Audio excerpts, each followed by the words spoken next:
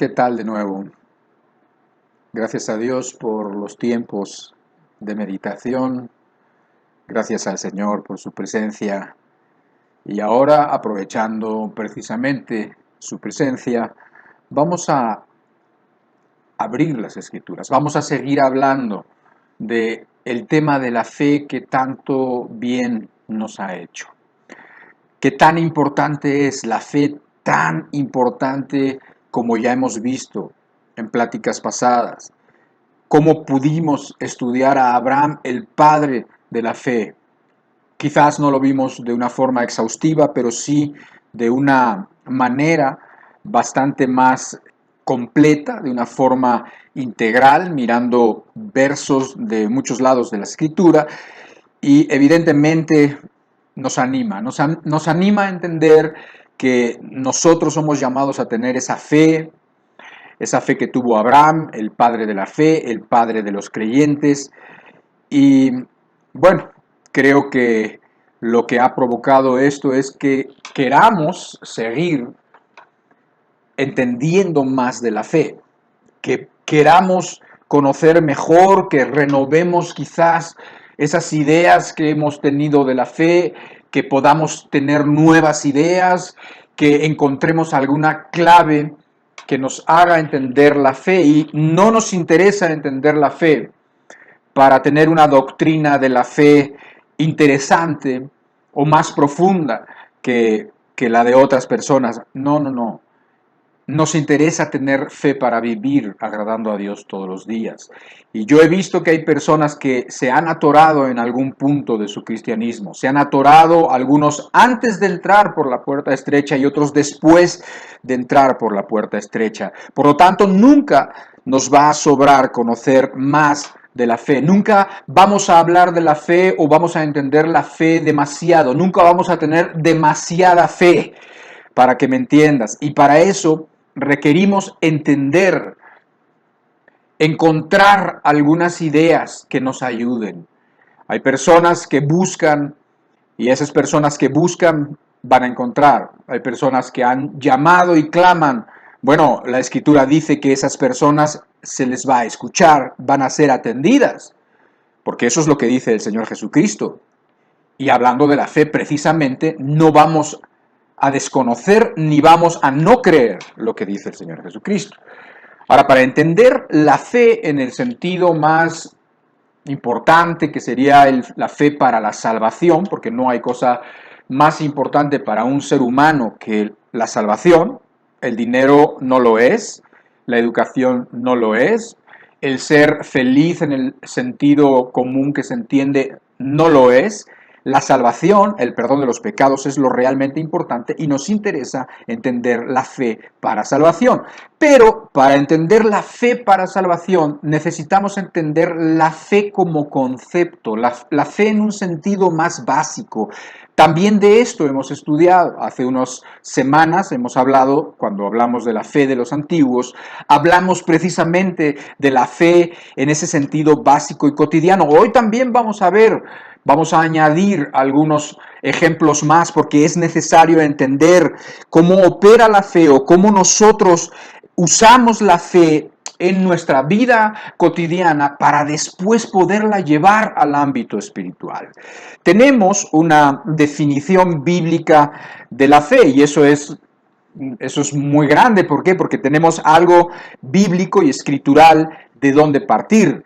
Ya la hemos hablado y nuevamente repito, cuanto más la veamos, mejor. Hebreos 11:1 dice así: es pues la fe la certeza de lo que se espera, la convicción de lo que no se ve. La repetimos, por favor, dice: es pues la fe la certeza de lo que se espera, la convicción de lo que no se ve. Esta definición la tienes de alguna manera que interiorizar.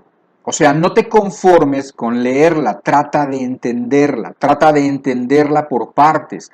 Y para eso entiende lo que significa cada palabra, ¿no? Cuando habla de que la fe es la certeza, medita en la certeza, en lo que es, lo que quiere decir esa palabra. También hay una versión, o más bien el significado original de la palabra, habla de sustancia. Es la sustancia, es la esencia de lo que se espera, es algo como un anticipo, como algo pequeñito, pero que detrás de eso viene algo mucho más grande. Es la convicción de lo que no se ve.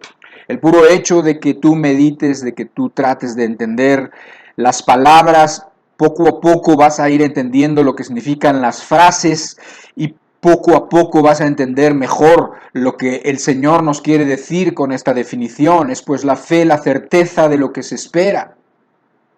Por ejemplo, si entendemos la sustancia como algo tangible, es como algo que no es la nada, sino tienes algo. A lo mejor parece poco, pero es algo.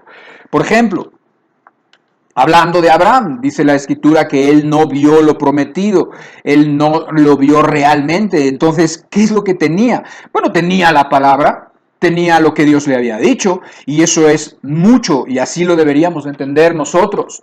Cuando hablamos en un ejemplo de que una persona tenía un cheque para ir a por el dinero, bueno, el cheque no es el dinero, pero es ese algo que le hace estar tranquilo y confiar.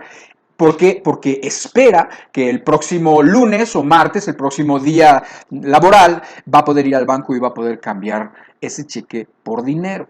Entonces, el puro hecho de que nosotros estemos entendiendo las palabras y tratando de entender las frases hace que entendamos las cosas, y hoy todo se trata de eso, de entender, de saber, de conocer.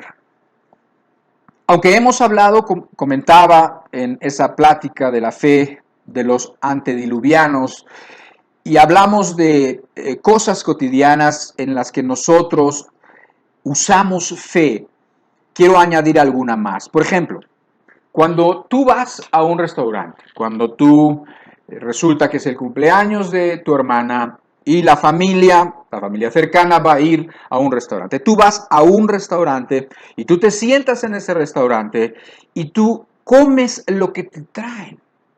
Tú no sabes lo que pasa ahí atrás, en la cocina. Tú no sabes qué personas están haciendo esa comida. Tú no sabes si entre esas personas hay alguna persona que ya está mal del alma y mal de la cabeza, y entonces va a aprovechar el que tiene acceso a las ollas y a las calderas ahí, y entonces va a hacer algo o va a echar alguna sustancia venenosa, o vete a saber.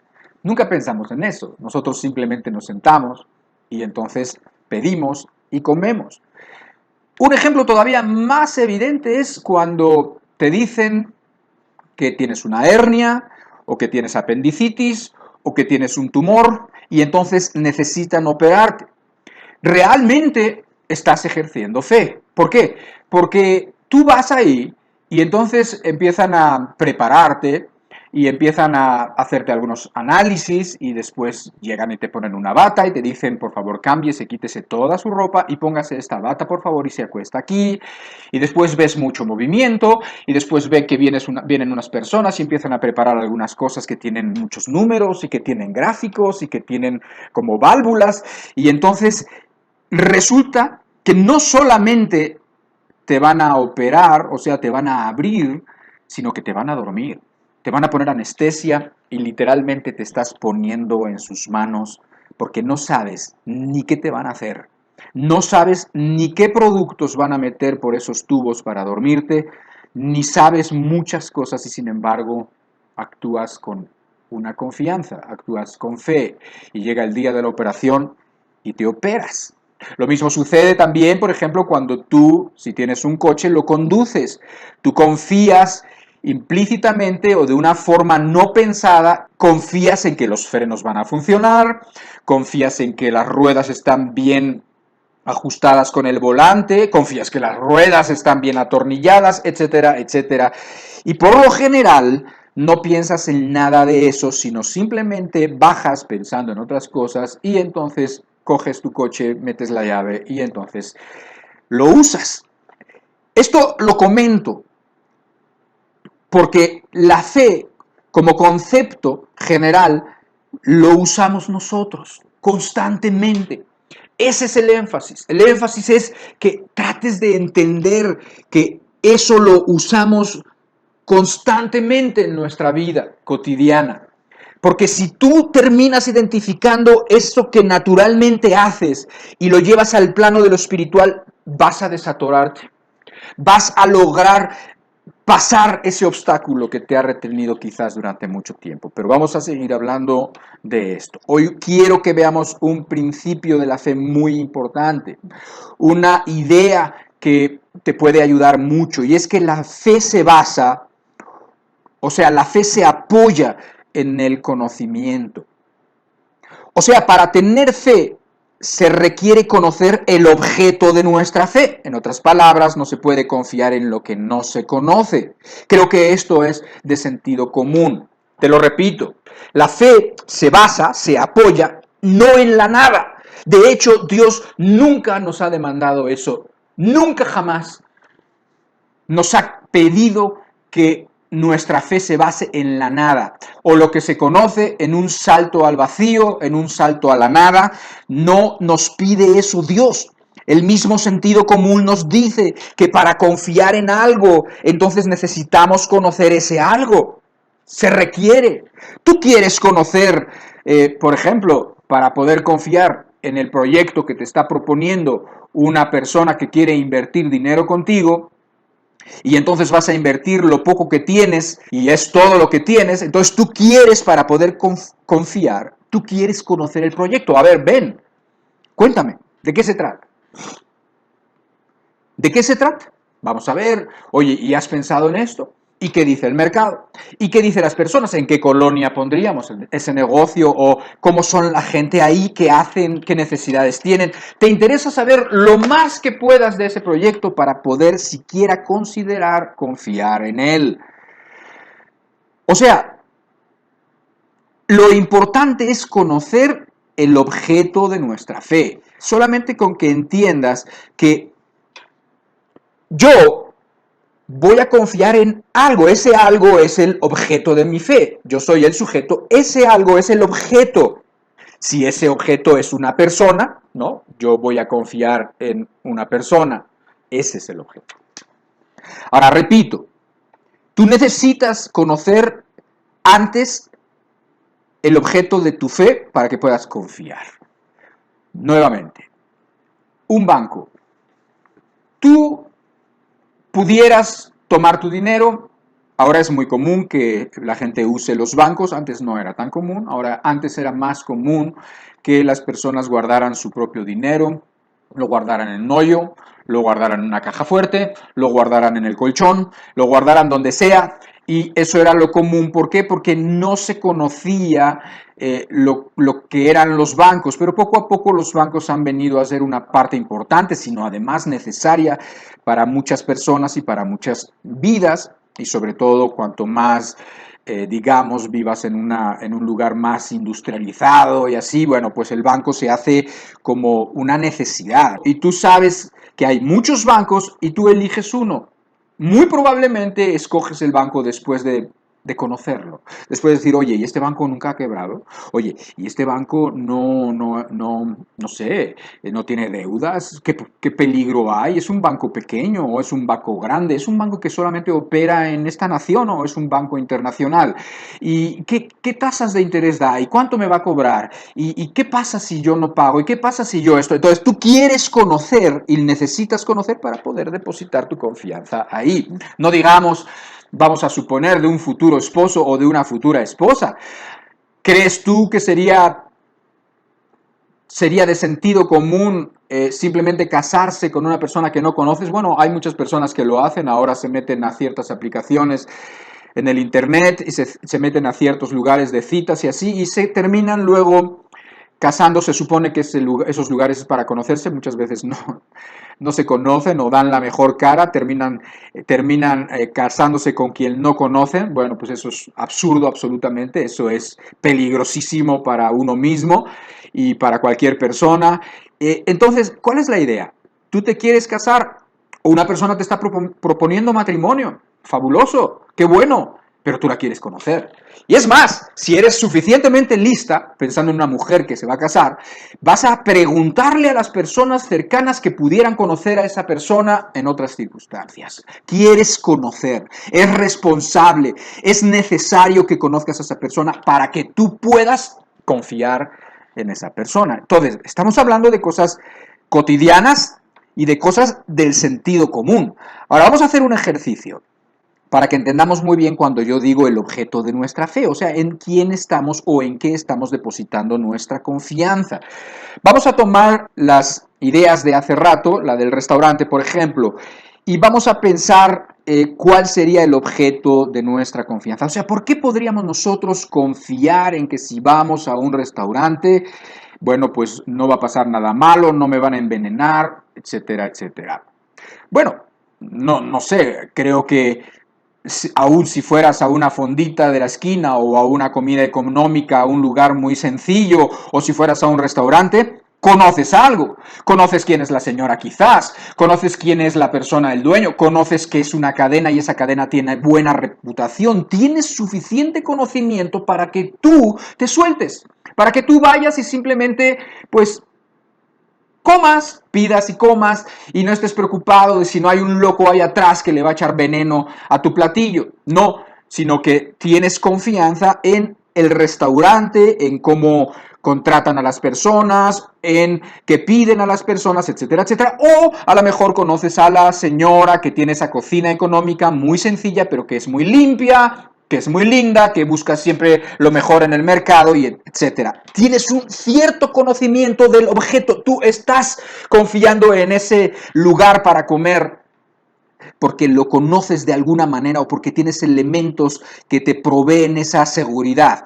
Ahora, cuando te van a operar es un poco lo mismo. Yo sé que en muchas ocasiones no tenemos la opción de decidir, no tenemos la opción de escoger dónde nos queremos operar, simplemente ya es una ganancia que nos quieran y nos puedan operar en el sistema público de salud y entonces, bueno, pues uno agradece a Dios porque eso es lo que tiene y bendito sea Dios por eso. Y entonces la persona, ¿cuál es el objeto de su fe? ¿En qué está confiando? Bueno, está confiando en la institución, está confiando en los doctores, en sus títulos, en lo que conocen, en lo que han aprendido en la escuela, en la experiencia que tienen, está confiando en todo eso. Y entonces, bueno, dice una persona, vamos a poner una persona que puede escoger, y dice, bueno, aquí tengo una clínica de barrio, que está muy bien, y aquí tengo un hospital de renombre, un hospital en donde los médicos son egresados de bla, bla, bla. Y entonces, ¿qué pasa? Que, bueno, esa persona puede escoger y dice, bueno, yo voy a escoger aquí porque la verdad es que tienen un profesionalismo tremendo, y entonces pone su confianza en ese hospital porque conoce cosas de ese hospital que le dan y le transmiten esa seguridad. Lo mismo sucede con un coche. Cuando tú te subes a un coche, tú tienes confianza en la marca de ese coche. Tú tienes confianza en el taller donde has mandado a arreglar ese coche. Tienes confianza en que hoy en día, por ejemplo, hay grandes y terribles demandas cuando las grandes empresas como las de los coches hacen las cosas mal. Por lo tanto, se esfuerzan, si no por amor, sí por conveniencia, en hacer todas las cosas muy bien hechas y muy profesionalmente. Por lo tanto, la marca de este coche en el que tú te mueves, confías en los servicios que le hacen y por lo tanto, bueno, ahí está. El objeto de tu confianza es esa marca, ese coche que ya lleva 40.000 kilómetros o 60.000 kilómetros y todo ha estado muy bien, y todo eso provee el conocimiento suficiente para que yo confíe ahí. Ahora, por ejemplo, aquí en México, y por experiencia o creo que por implicación, creo que en Colombia también sucede así. Hay algunos elementos en el sistema colectivo de transportes, o sea, en los buses o en lo que en México llaman a veces micros o combis o colectivos. Hay personas y hay elementos que son unos kamikazes, o sea, que son unas bestias literalmente para conducir y parece que no tienen conciencia de que llevan a 8, 10, 12 o 20 personas ahí a bordo y conducen terriblemente. Y yo entiendo que hay personas que no tienen la opción, tienen que llegar a su trabajo, tienen que llegar a hacer las cosas y necesitan subirse a esos coches, a esas combis o a esas camionetas, necesitan ir ahí y entonces, ¿en qué se basan? Bueno, esas personas se suben con esperanza, se suben con la esperanza de que les van a llevar a su destino. No pueden tener fe porque no tienen características que les dé confianza, porque son unos cafres o porque son unas personas que no tienen conciencia, pero como tienen que hacerlo porque no tienen coche, porque es la única manera de llegar a su destino, de llegar a su trabajo y necesitan ese trabajo, entonces tienen que subirse y lo hacen con esperanza. Ahora, si hablamos de lo que nosotros queremos en una reunión como esta, que es fe para ser justificados, o sea, fe para la salvación, fe para vivir una vida agradable, entonces el objeto de nuestra fe, ¿cuál es? Es Dios. Por lo tanto, necesitamos conocer a Dios si queremos confiar en Él, y eso recae en nosotros. Eso recae en nosotros. Salmo 9:10 dice así: en ti confiarán los que conocen tu nombre, por cuanto tú, oh Jehová, no desamparaste a los que te buscaron. La primera parte nuevamente dice, en ti confiarán los que conocen tu nombre, que es una manera de decir, en ti confiarán los que te conocen.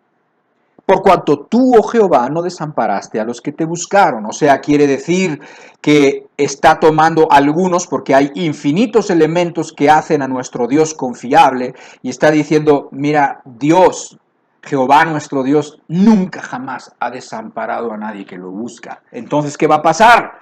Que en Dios confiarán todos aquellos que saben esas cosas, que conocen su nombre. Por eso es tan importante que sepas. Por eso es tan importante que conozcas, que leas, que estudies. Y necesitamos empezar desde ahí. Tu fe es muy probable que no haya podido florecer porque estás fallando en esto, porque estás metido en mil afanes, porque no estás dando el tiempo, ni estás dando la importancia, ni la prioridad a lo que verdaderamente es prioritario. ¿Quieres tener fe? Conoce a Dios, porque cuanto más lo conozcas, más fe tendrás. Cuanto más conoces sus características, cuanto más conoces su amor, cuanto más conoces su carácter, cuanto más conoces su misericordia, es más sencillo confiar en Él. Por lo tanto, ahí tenemos un libro sagrado que se llama la Biblia, el cual hay que leer y releer y meditar y pensar. ¿Por qué? Porque en ti confiarán, en Dios confiarán los que lo conocen, pero los que no lo conocen, por más fe que tengan, no van a poder confiar en Él. ¿Por qué? Porque su fe no está basado en el conocimiento de Dios. Pero ahí vamos a llegar al ratito un poco más. Ahí vamos a profundizar un poco más porque ahora me interesa que vayamos de lo más sencillo a lo más complejo, que vayamos de una fe muy elemental y vayamos y avancemos hacia una fe cada vez más compleja, cada vez más lo que nosotros queremos saber, que es la fe de salvación, la fe para vivir con Dios y la fe para ya dejarte de preocupar y preocuparte más bien por cada día conocer más a Dios y disfrutar a Dios, porque créeme que eso es lo que sucede. Pero vamos a pensar en los animales. Para entender las cosas más elementales, pues vamos a irnos a las criaturas más elementales que los hombres son los animales, y vamos a mirar un poco a los animales. Por ejemplo, piensa en el águila. Tú sabes qué es un águila, tú sabes que es un ave grande, un ave fuerte, un ave que vuela de una forma maravillosa, que domina el aire literalmente. Bueno, el águila confía en sus alas para volar, ¿no? Volar es una cosa tremenda. ¿Por qué? Bueno, pregúntale a los hombres. Tuvieron que pasar miles y miles y miles de años, tuvieron los hombres que entender que debían de mirar a lo que Dios había ideado, a lo que Dios había diseñado, para que ellos pudieran tomar un poco la idea y entonces pudieran empezar a volar. Y bueno, los hombres terminaron volando. ¿Por qué? Porque los hombres están hechos a imagen y semejanza de Dios y tienen esa capacidad. Pero sin embargo, las águilas no saben nada de las leyes de la aerodinámica. No saben nada de la fuerza que va para arriba, de la fuerza de la sustentación en las alas. No saben nada de eso. No conocen nada de la gravedad, ni conocen más que lo que ellos saben. Ellos saben que Dios les dio unas alas, ellos saben que ellas pueden y dominan el aire, ellos saben que un ligerísimo cambio en unas plumas hacen que el rumbo cambie, que se vayan para abajo, que se vayan para arriba, que hagan piruetas. Ellas lo saben perfectamente y confían en sus alas. ¿Qué saben los animales? ¿Qué saben las águilas? Job capítulo 12, un verso que hemos ocupado últimamente, porque creo que hay mucho que aprender a los animales. Y dice en Job capítulo 12, verso 7, y en efecto, pregunta ahora a las bestias, y ellas te enseñarán. A las aves de los cielos, y ellas te lo mostrarán. O habla la tierra, y ella te enseñará. Los peces del mar te lo declararán también. ¿Qué cosa de todas estas no entiende que la mano de Jehová la hizo? ¿Qué es lo que saben las bestias? ¿Qué es lo que saben las aves de los cielos? ¿Y qué es lo que saben los peces del mar? Una cosa saben, una cosa entienden, verso 9, que la mano de Jehová las hizo. Ellas son mucho más inteligentes, entiéndanme lo que quiero decir, que los hombres. Ellas saben y entienden que la mano de Jehová las hizo. Los hombres creen que evolucionamos de los monos, creen que de la nada se hizo algo de forma casual, mágica, de forma absurda, y creen un montón de cosas que son terriblemente absurdas y que han sido la perdición de muchas generaciones ya. Pero los animales no, los animales saben y entienden que la mano de Jehová los hizo, y eso es suficiente para que confíen y para que confíen en el organismo y las características del organismo que Dios les ha dado. ¿Qué entienden? Entienden pues que Dios las hizo y eso es suficiente. Ahora vamos a ver a los peces del mar. Los peces del mar confían en sus aletas, confían en el organismo y en todos esos órganos distintos a los de otros animales que constituyen su cuerpo. Por ejemplo, ¿sabías tú que los peces del mar, muchos de ellos, no todos, pero muchos de ellos, tienen unas vejigas que se llaman vejigas natatorias? Esas vejigas, que son como bolsitas, se inflan o se desinflan. Cuando se inflan de un gas que produce el mismo cuerpo del pez, entonces se van a flote, como cuando tú tienes un globo. Si tú tienes un globo o tú tienes una pelota y la quieres hundir en la piscina, en la alberca, te das cuenta que ofrece una resistencia porque el aire se quiere ir para arriba y entonces de esa manera flota. Pero si esa pelota le quitas el aire, entonces esa pelota se va para el fondo. Lo mismo sucede con los peces, con esas vejigas que se inflan y se desinflan de modo que no tengan que ejercer ningún tipo de esfuerzo para estar arriba o para estar más abajo del mar, o del río, o del agua en general. Ellos no entienden eso. Los peces no entienden tampoco por qué ellos pueden respirar debajo del agua y nosotros no. No entienden qué es lo que tienen en las agallas y no entienden qué es lo que sucede ahí, que cambia y entonces el agua la desdobla y pueden sacar oxígeno del agua. No lo tenemos nosotros, ellos lo tienen, pero tampoco se preocupan mucho por eso. Ellos simplemente respiran debajo del agua, ellos simplemente nadan para arriba y para abajo y ellos solamente confían en lo que Dios ha pensado para ellos en su cuerpo. ¿Qué saben los peces? Según Job, todos ellos entienden que la mano de Jehová los hizo. Eso es lo que entienden. Eso es suficiente. Eso es todo lo que tienen que entender. Y estamos hablando de una fe sencilla, de una fe elemental. Pero vamos ahora a una fe un poco superior. ¿Por qué? Porque aquí ahora vamos a hablar de una persona que confía en otra persona. Pero esta persona es ciega. Piensa en ese ciego. Piensa en todas las limitaciones que tiene un ciego. ¿Conoces algún ciego? Piensa en él. Un ciego de nacimiento, mejor todavía. Ese ciego de nacimiento ha ha tenido, se ha sabido en muchas desventajas. Cuando uno tiene todo, mira a las personas que tienen esa clase de desventajas y le da gracias a Dios y le dice, Señor, muchas gracias por lo que me has dado, muchas gracias por mis ojos, muchas gracias por mis manos, muchas gracias porque me has dado órganos sanos. Y entonces se da cuenta, bueno, pues esa persona que nunca ha podido ver, esa persona se ha caído muchas veces, esa persona se ha tropezado muchas veces, esa persona ha estado en peligros que simplemente si hubieran visto no hubieran estado ahí, o sea, no se hubieran puesto en ese peligro. Esas personas saben, por lo menos saben, que sus ojos no le funcionan. Saben que están en una situación de desventaja. ¿Y qué más sabe? Bueno, supone ahora a una persona que se le acerca y le dice, tú no te preocupes, de veras no te preocupes, yo te voy a ayudar a que vayas a esas compras, yo te voy a ayudar, oye, pero hay que cruzar unas calles que están llenas de coches, no te preocupes, yo te voy a ayudar. ¿Qué sabe ese ciego? Sabe que el que le ha ofrecido tomarle de la mano y guiarlo, ve, o sea, tiene ojos, o sea, funcionan sus ojos y de esa manera se puede abandonar a su guianza, a sus direcciones, a donde lo lleve. ¿Por qué? Porque el que lo está guiando ve y él no ve. Y eso lo sabe. Él sabe que él no ve y sabe que el otro sí ve. Y entonces, otra persona ya le ha demostrado, vamos a suponer que no es la primera vez, le ha demostrado que tiene un interés genuino que realmente lo ayuda. Y entonces esta persona se abandona en él. ¿Por qué? Porque ve. Porque tiene algo que él no tiene, porque tiene capacidades que él no tiene, porque él puede ver y él no puede ver. El Salmo 48, verso 14, dice una cosa que, que es, bueno, no solamente es esperanzadora, es algo que si simplemente lo creyeras, cambiarían muchas cosas en tu vida.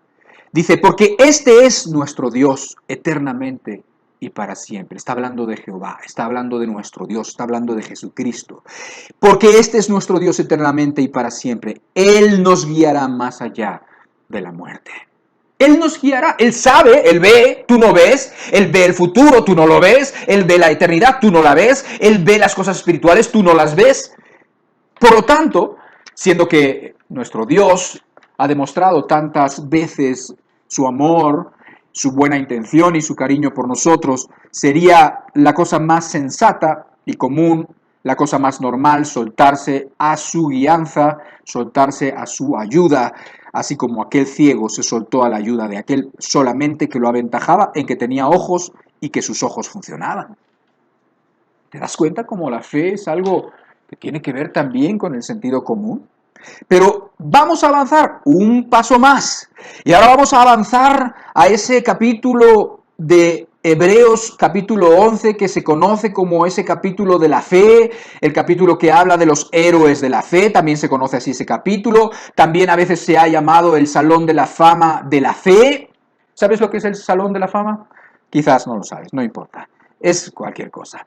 Salón de la Fama se conoce como, no es en sí un recinto, aunque sí hay recintos en donde está la información de personas célebres en un ramo, puede ser cualquier ramo, por ejemplo, el Salón de la Fama de la NFL, la NFL es el fútbol americano, ¿lo has visto? Bueno, hay temporadas de fútbol americano y ahí están, juegan, y entonces hay personas que son especialmente buenas, personas que sus resultados fueron asombrosos, personas que fueron mejores, por así decirlo, que el promedio. Y entonces sus nombres a lo largo de las décadas se van registrando de esas personas en un salón que se conoce como el Salón de la Fama. Puede ser de eso, puede ser del fútbol, soccer, puede ser del baloncesto, puede ser de la música, puede ser de la música country, puede ser de la música regional, puede ser del rock, y entonces hay salones de la fama. ¿Qué es lo que se pretende? Bueno, ahí se guardan, ahí se recuerdan nombres de personas que fueron célebres en ese ramo en particular.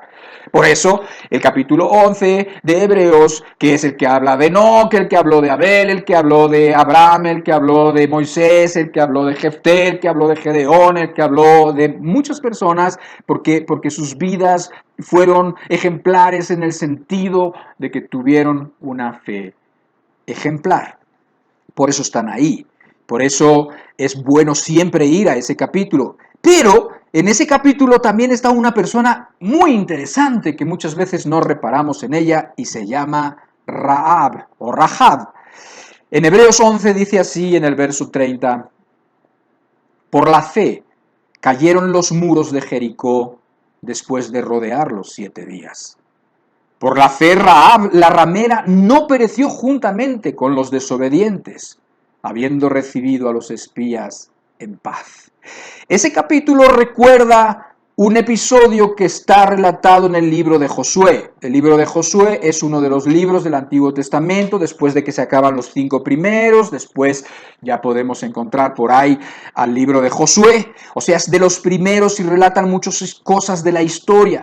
Josué específicamente relata cuando llega a la frontera, cuando ya van a tomar la tierra prometida y entonces están haciendo expediciones, hay guerras, es ese tiempo de la historia de Israel. Y entonces van a entrar a una ciudad que se llama Jericó, y en esa ciudad vive una mujer que se llama Rahab, y que tiene una profesión que es la ramera. Así nada más. Rahab, la ramera. Qué interesante. Como Dios siempre ha mirado a lo que no es para avergonzar a lo que es. Dice que Rahab la ramera está en medio de personas como Abraham, como Moisés y como Gedeón y como muchos otros. ¿Qué es lo que sabía? Rahab efectivamente demostró confianza en Dios. Tal fue su confianza en Dios que su nombre ha quedado para la posteridad, para que eternamente sea recordada, Rahab la ramera. En estos momentos es Rahab la ex ramera. ¿Qué es lo que pasó? Bueno, sucedió lo que te decía yo, que Israel iba avanzando y a medida que iba avanzando, a medida que iba haciéndose evidente la promesa que Dios le había hecho a Abraham, que le daría una tierra y esa tierra estaba poblada por otros reyes, por reyes paganos, entonces llegaban y entonces se armaba una guerra y entonces se oponían y entonces los israelitas eran ayudados por Dios. Y todo esto sucedía y la gente hablaba de ello y la gente decía, ¿viste lo que sucedió en el Mar Rojo? ¿Viste lo que sucedió con el rey aquel Sehón? ¿Te acuerdas? O aquel Og, era terrible, pero ¿sabes lo que sucedió con ellos? Que llegaron los israelitas y entonces de boca en boca se iba sabiendo lo que sucedía y algo así estaba pasando con Rahab. Tanto es así que cuando Josué llega a las fronteras y manda a 2 personas a reconocer, 2 espías, como se conocen, a reconocer la tierra y a ver cómo estaban, y a ver cómo estaban las murallas, a ver qué estaba pasando por allá para que no llegaran a ciegas a esa ciudad, y si se oponían para ver de qué manera iban a hacerles frente, manda a esos espías, y entonces cuando esos espías llegan a casa de Rahab la ramera. A lo mejor era una buena estrategia porque a lo mejor a aquella casa solían anteriormente llegar muchos hombres. Y sin embargo, bueno, llegaron estos espías y cuando llegaron Rahab entendió todas las cosas porque Rahab ya había llevado un tiempo pensando en todo esto. Y les dice en Josué capítulo 2, verso del 9 al 12, en la primera parte, dice, sé que Jehová os ha dado esta tierra, porque el temor de vosotros ha caído sobre nosotros. Y todos los moradores del país ya han desmayado por causa de vosotros. Porque hemos oído que Jehová hizo secar las aguas del Mar Rojo delante de vosotros cuando salisteis de Egipto. Y lo que habéis hecho a los 2 reyes de los amorreos que estaban al otro lado del Jordán, a Sehón y a Og, a los cuales habéis destruido. Oyendo esto, ha desmayado nuestro corazón. Ni ha quedado más aliento en hombre alguno por causa de vosotros, porque Jehová vuestro Dios es Dios arriba en los cielos y abajo en la tierra. Os ruego pues ahora que me juréis por Jehová.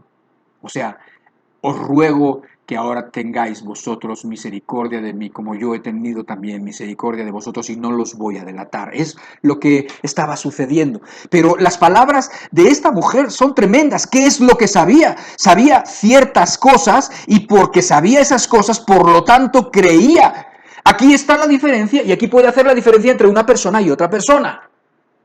Una persona puede saber cosas, Lo obvio de ese saber es creer, pero la persona no cree y ahí se atora, no quiere creer.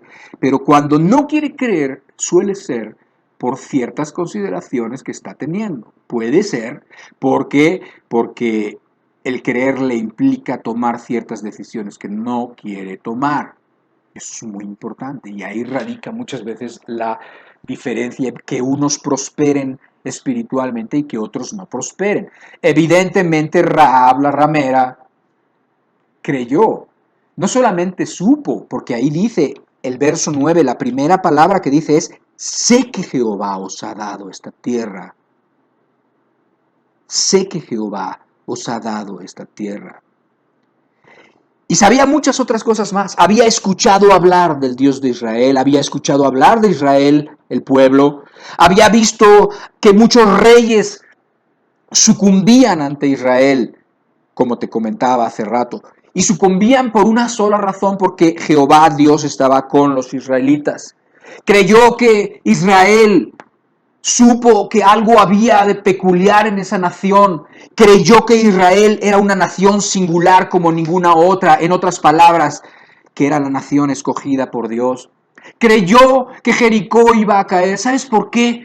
Porque vio que era igualita y sus costumbres y sus idolatrías exactamente igual que las otras naciones que habían caído delante de Israel. Creyó que si se pasaba del lado correcto, su vida y la vida de su familia podía ser perdonada. Te lo repito de nuevo. Creyó que si se pasaba del lado correcto, su vida y la de su familia podía ser perdonada. Creyó que un acto a favor de los israelitas, como no delatarlo, la iba a hacer confiable. Creyó en los espías cuando los espías comprometieron su palabra, porque los espías estaban comprometiendo la palabra, no la suya, sino las palabras de Josué. Estaba hablando de parte de Josué y le dijeron, está bien, tú no nos delates, nosotros tendremos misericordia de ti. Creyó algo, vio en el comportamiento de esas personas, no la fueron a buscar sexualmente. Él creyó en esas personas, creyó en su palabra y creyó en la palabra que le estaban dando de parte de Josué. ¿Y qué es lo que sucedió cuando llegaron los israelitas y cuando los israelitas llegaron a Jericó y cuando dieron vueltas por fuera de toda la ciudad amurallada 1 y 7 veces y después finalmente Dios le dio la victoria? ¿Sabes lo que sucedió? Sucedió que Josué dijo que acabaran con absolutamente todo y con todos y que todo era maldición ahí, que no se agarraran oro, que no se agarraran nada porque todo estaba mal ahí y que no tocaran nada, a excepción. Josué capítulo 6, verso 17. Y será la ciudad anatema a Jehová, con todas las cosas que están en ella. Solamente Rahab la ramera vivirá con todos los que estén en casa con ella, porque por cuanto escondió a los mensajeros que enviamos. Te lo vuelvo a leer. Dice Josué, estas son palabras de Josué, dice, y será la ciudad anatema a Jehová, con todas las cosas que están en ella. Solamente Rahab la ramera vivirá, con todos los que estén en su casa, por cuanto escondió a los mensajeros que enviamos. Ya Josué podía haber dicho Rahab la hermana, ¿no? Pero bueno, todavía dijo así para identificarla. Entonces, él realmente honró su palabra. Como Dios siempre honra su palabra, Josué honró su palabra, Rahab fue perdonada, Rahab no le pasó nada y Rahab pasó a ser parte de la historia del pueblo de Dios, de la historia de la bendición al mundo. Rahab, la ex ramera, ¿sí? Y creyó. Ella vio, conoció, entendió. Y eso la llevó a confiar, a creer de una manera total. Tanto es así que el capítulo 2 que leímos hace rato, en el verso 11, dice, porque Jehová, vuestro Dios, es Dios arriba en los cielos y abajo en la tierra. Eso es lo que ella ya creía. Jehová, vuestro Dios, es Dios arriba, no hay ningún otro Dios allá arriba, ni tampoco hay ningún otro Dios aquí abajo en la tierra. Una fe ejemplar con un conocimiento muy básico si lo comparamos con el conocimiento que nosotros podemos tener cuando nos ha sido revelada la palabra de Dios. Una fe sencilla, una fe al pie de la letra, una fe sin cuestionamientos, sin dudas, sin problemas. Esa era la fe que le hizo tener un lugar en el Salón de la Fama de los héroes de la fe. Eso era. Puso atención. Era una mujer que consideraba las cosas, una mujer que veía y entendía, una mujer que reflexionaba y que decía, están cayendo todas esas naciones de reyes y habitantes y costumbres abominables, y esta va a caer también porque es exactamente igual que las otras. Nunca se ha visto que se abra el mar y ahí se abrió el mar y todos aquellos que tememos a los egipcios podemos decir que los egipcios fueron vencidos sin meter ni siquiera mano, fueron vencidos por los israelitas. ¿Por qué? ¿Por sus ejércitos? No. ¿Por sus estadistas y por sus generales? No, sino porque Jehová está con ellos. Y entonces simplemente ató cabos, simplemente sumó 2 más 2, simplemente dijo, todo esto ha sucedido y está sucediendo. Y llegó a la conclusión y creyó que Jehová es Dios arriba en los cielos y abajo en la tierra. Esta es exactamente la actitud que necesitamos nosotros ante el conocimiento que tenemos. Por eso es tan importante adquirir conocimiento verdadero, no conocimiento falso. ¿Por qué? Porque también existe el conocimiento, pero no es un conocimiento que te va a servir para nada bueno en el alma. Y con eso vamos a concluir hoy. Vamos a concluir con un razonamiento, ya que a este punto, en este momento, es muy obvio, es muy sencillo de tener.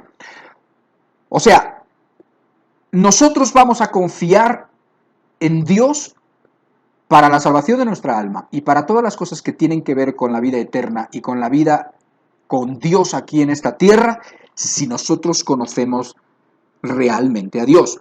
Ahora, hay conocimiento exclusivo de Jesucristo. No es un conocimiento general. No es decir, yo creo en Dios, ni siquiera. No. ¿Qué específicamente creemos de Dios? Yo sí creo en Jesucristo. Sí. ¿Qué específicamente crees de Jesucristo? Esto es muy importante, porque esto ya es clave para que esa fe que hemos hablado, se traduzca en una fe para vida eterna. ¿Qué específicamente? O sea, no es tan importante la fe como el objeto de la fe. No es tan importante la fuerza de nuestra fe o lo grande de nuestra fe como el objeto de nuestra fe. Una persona puede tener mucha fe. ¿En qué? ¿En Buda? ¿Y de qué le va a servir? Una persona va a tener mucha fe y tienen mucha fe. Y hay gente que tiene y profesa mucha fe. ¿En qué? ¿En la Virgen de Guadalupe?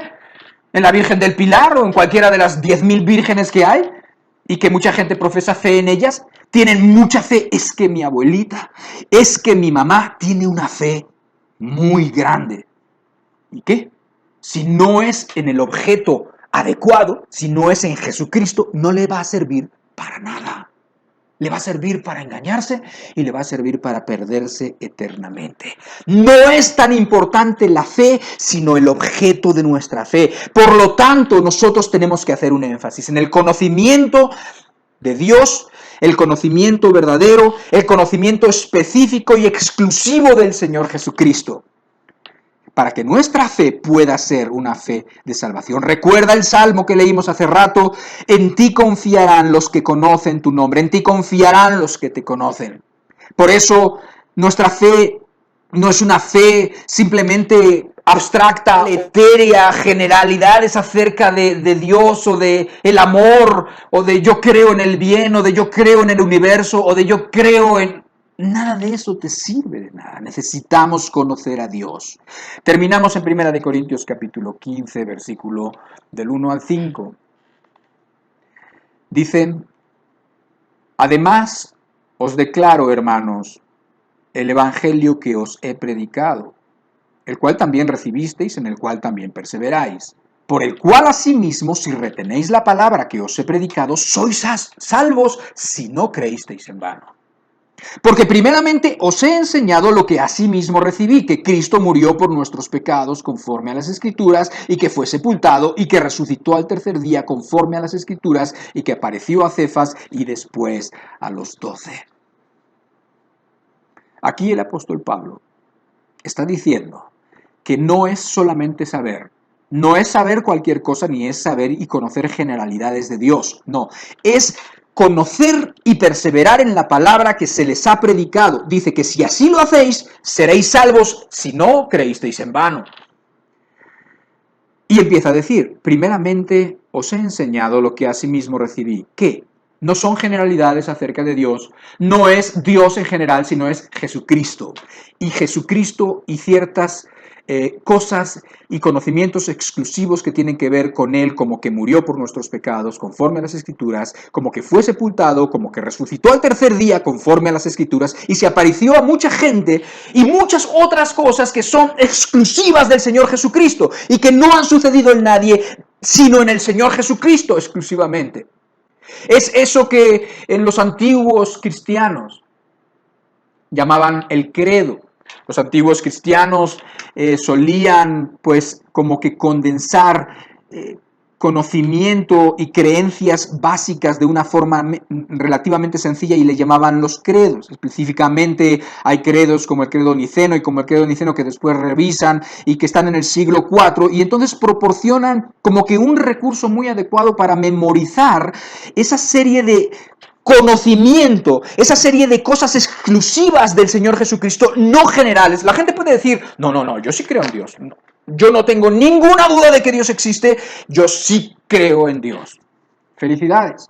Pero si ese Dios no se llama Jesucristo, y si ese Dios no es el mismo Dios que hizo este plan y que tiene las ideas de justicia y las ideas de amor y de misericordia que nosotros vemos en el Dios de la Escritura, y se llama Jesucristo, en cuyo nombre hay salvación y no hay otro nombre dado a los hombres en el cual podamos ser salvos, entonces no es el Dios, es una generalidad que no te va a ayudar en el día del juicio final. Por eso, estudia, escudriña, lee, pregúntate, pregunta, investiga, y no pierdas este conocimiento. Porque muchas veces este conocimiento llega a tu mente y después de un tiempo se va, como todas las cosas cuando no se usan. Llega, lo tienes presente un momento, pero después Netflix, o después las tareas del trabajo, o después los afanes del dinero, o después las tareas de la escuela y los exámenes de la universidad, hacen que ese conocimiento se vaya, como las nubes de la mañana, y se vayan y al rato ya no haya nada. Y entonces, al no darle continuidad, prioridad, constancia, y déjame decirte que tienes que hacer ambas cosas. Tienes que hacer las cosas del trabajo y tienes que hacer las cosas que son necesarias para tu alma, porque eso es incluso prioritario. Pero Dios no nos pide que dejemos de trabajar, o que dejemos de estudiar, o que dejemos de esforzarnos en otras cosas. Nos pide ambas, pero también nos da la gracia para lograr esas ambas. Pero si tú pierdes lo que Dios te está dando y lo dejas que se te vaya, si tú, por estar, no sé, por estar según tú entreteniéndote y enjuagándote la mente viendo no sé qué serie, y no eres capaz de ordenar tu vida, entonces ¿qué va a pasar con lo que Dios está hablando? ¿De qué va a pasar con el conocimiento que necesitas? ¿Qué va a pasar? Se requieren horas.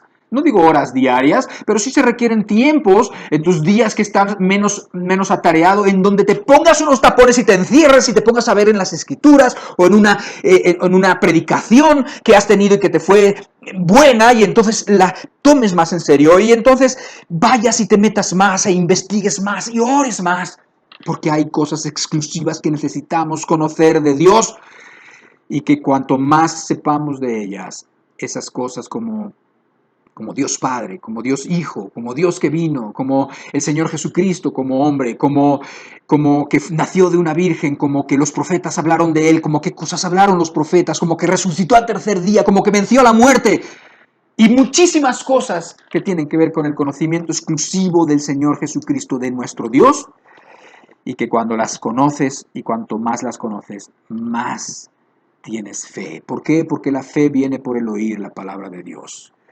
Así que, queridos hermanos y amigos, creo que esto es clarísimo, creo que esto nos da una base. Esta plática la he llamado yo una pareja inseparable, fe y conocimiento. Tanto si hablamos de una fe básica, de una fe elemental, como si hablamos fe de salvación. Hay un conocimiento que tenían las aves, hay un conocimiento que tiene el ciego, hay un conocimiento que tenía Rahab. Bueno, Rahab ya nos deja claramente que en esos tiempos tan antiguos entendía muy bien las cosas y quién era nuestro Dios y las capacidades de nuestro Dios y no dudó de ellas. Y después tenemos la fe muy clara del Nuevo Testamento, la fe de la salvación, la fe para la paz y la tranquilidad de tu alma, y eso tiene que ver con el conocimiento. Fe y conocimiento, una pareja inseparable. Oremos a Dios y despidamos nuestra reunión. Padre, te damos muchas gracias por tu palabra nuevamente. Te damos gracias por las ideas que puedes depositar en nosotros y te pedimos que por el Espíritu las deposites profundamente en la tierra de los corazones de las personas que estamos aquí. Te pedimos esto y te damos gracias. Queremos conocerte, queremos servirte, queremos amarte como tú te mereces, Señor. Queremos representar a un Dios vivo, verdadero, todopoderoso y misericordioso. Ayúdanos y ayuda a toda esta congregación, a todos estos escuchas. Ayúdanos en el nombre del Señor Jesucristo. Amén. Que Dios te bendiga mucho, que tengas un excelente domingo. Cuídate.